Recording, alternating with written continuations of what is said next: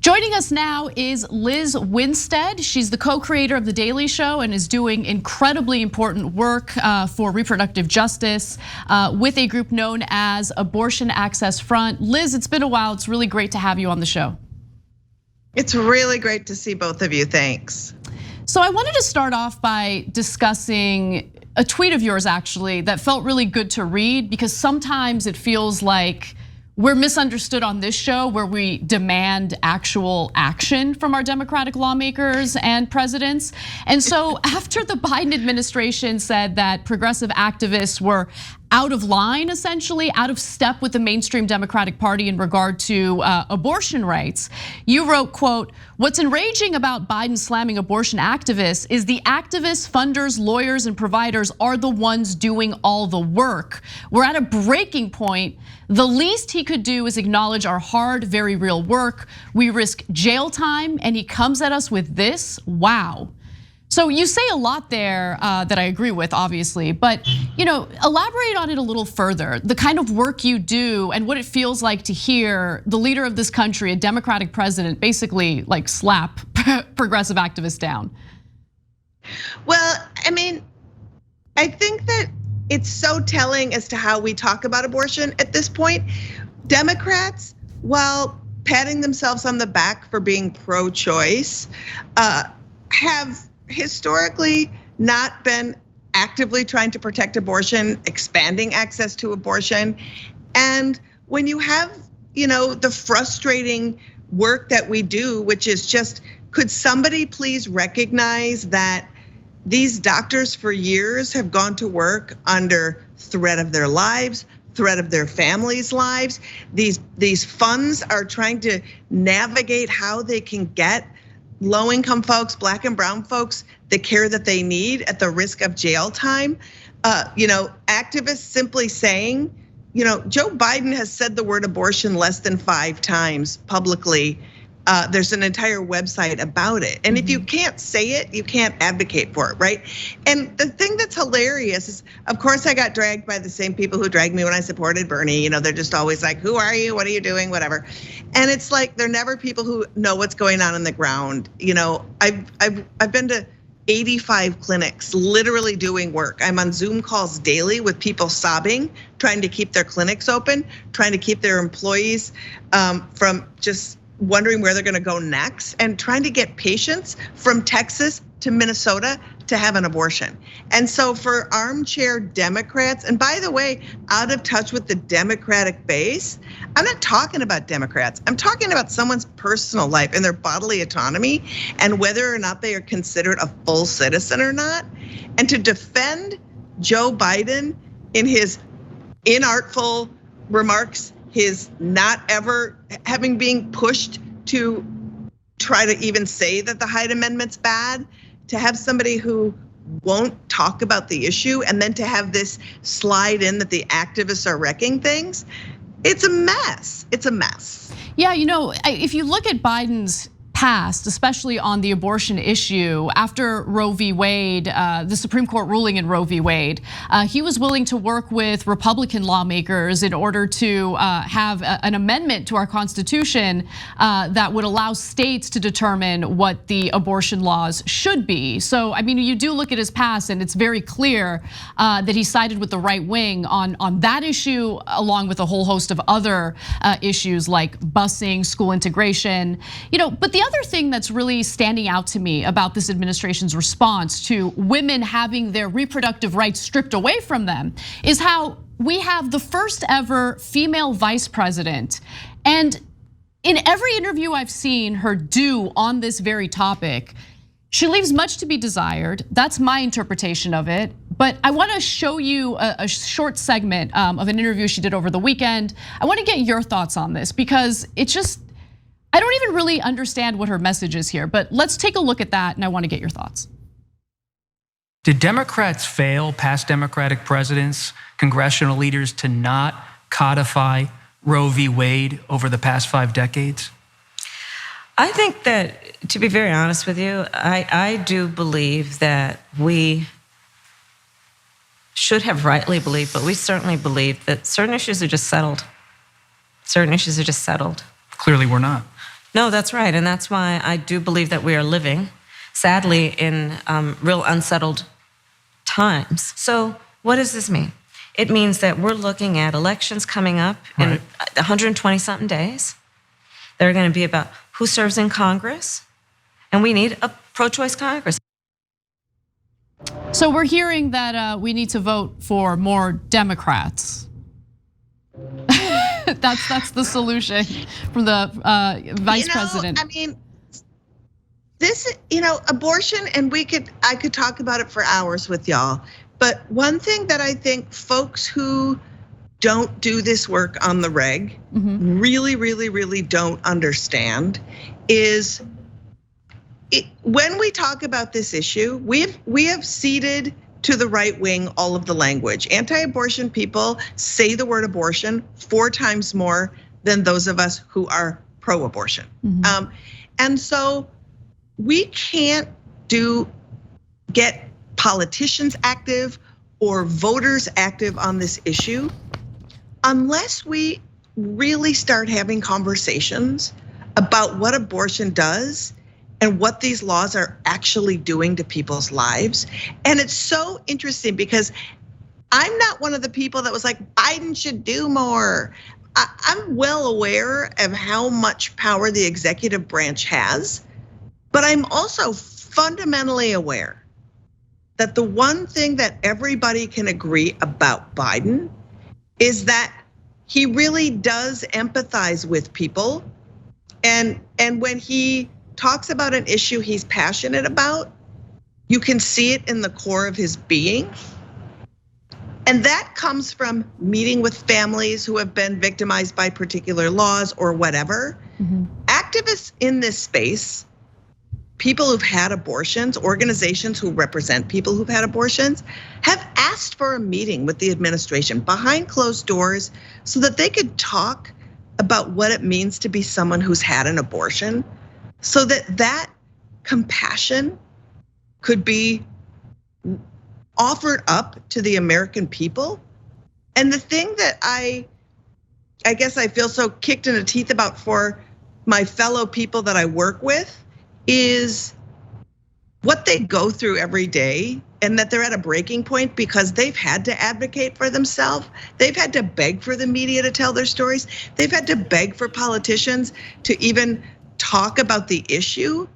And so not even talking to people about it, it's obvious. Joe Biden he's not bringing the thing that he could bring, which would be the most helpful to us all at this point, is trying to help change the hearts and minds of people to the importance of this issue so that it will compel voters to understand profoundly this shouldn't happen on their watch, so that it will compel politicians to understand that this is something you need to prioritize. But until those things happen, we're gonna really be stuck. Yeah, look, Liz, I know you come strong, and you're far better activist than I am on this area. But I think you're being too kind to Biden. I think that he's done nothing. He doesn't care at all, and he loves his Republican friends. And he called him out again today in a press conference. And so, who does he empathize with? He empathizes with his goddamn donors and his goddamn Republican friends. When he does his 2 press conferences on abortion, the first one was completely tepid, and then they had to train him for 2 weeks to show emotion as if he cares for the last one, and then they go through the theatrics of giving him credit for that. Wouldn't it have been better if we had a Democrat who cares, who comes out and says, no, 70% of the country is pro-choice. So the 30% that the Supreme Court ruled with and the goddamn Republicans are in league with are the tiny minority. I'm sick of the minority dictating what our rules are. And I'll tell you what, Republicans, you can't ever talk about freedom again. You're taking women's freedom away and you're snatching their bodies for 9 months. And so I don't ever want to hear another Republican talking about even saying the word freedom again. Now, how much more effective would that be than the BS, tepid nothing he gave us? I 100% agree. And I think that that's part of what I'm saying to you, that's part of it. And you can't bring that unless you believe it, because It's not enough. Democrats pat themselves on the back for voting for pro-choice people, but that's not enough. People have to be actively expanding access to birth control. And by the way, it's like watching Nancy Pelosi stumping for Henry Cuellar, stumping for Bart Stupak, who almost lost us the ACA because of his anti-abortion stance.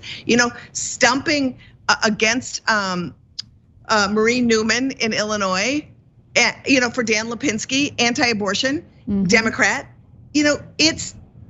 And then sending out fundraising letters the next day, right? Yes. Truth be told, it's the amount of horrible that it feels and we're talking about the past 2 weeks. The second the Supreme Court decided to take that Dobbs case, forget about the years before, I'm not gonna go there. The second the Supreme Court decided to take that Mississippi case, after the most extreme lower court in America said it was unconstitutional, and they took it anyway. From that moment forward, they all should have been trying to figure out what to do. Yeah. Then we had Texas happen, September 1st of last year. What got done? Right.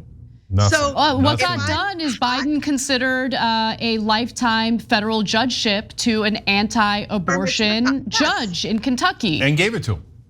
Well, and got nothing. No, we don't know if that's happened yet. It seems like he has recalibrated that approach, considering the backlash that he, in a very justified way received. Yeah. And I think, Cenk, I understand where you're coming from, and I think where I'm coming from in that space where you're like, I think you're being too nice.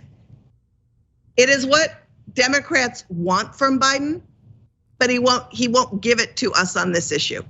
So my challenge to Joe Biden is take the meeting with people who've had abortions so you can fundamentally hear their stories and understand what the pain is that is causing these people from him ignoring who they are. We all are heartbroken because of that story out of Ohio of the 10-year-old. Yep. You'd have to be a monster to not be. Yeah. But that can't be the only life that inspires you. When 1 in 4 people have an abortion in their lifetime of reproductive age who have uteruses, this matters profoundly. Yeah. It's the difference between how you choose to live your life and how you don't. And are we a nation that allows us to do that? Or are we government chattel? Yeah. Which is it? So Liz, look, you're asking for the bare minimum for him to actually at least even meet. I know, I'm asking for the bare minimum.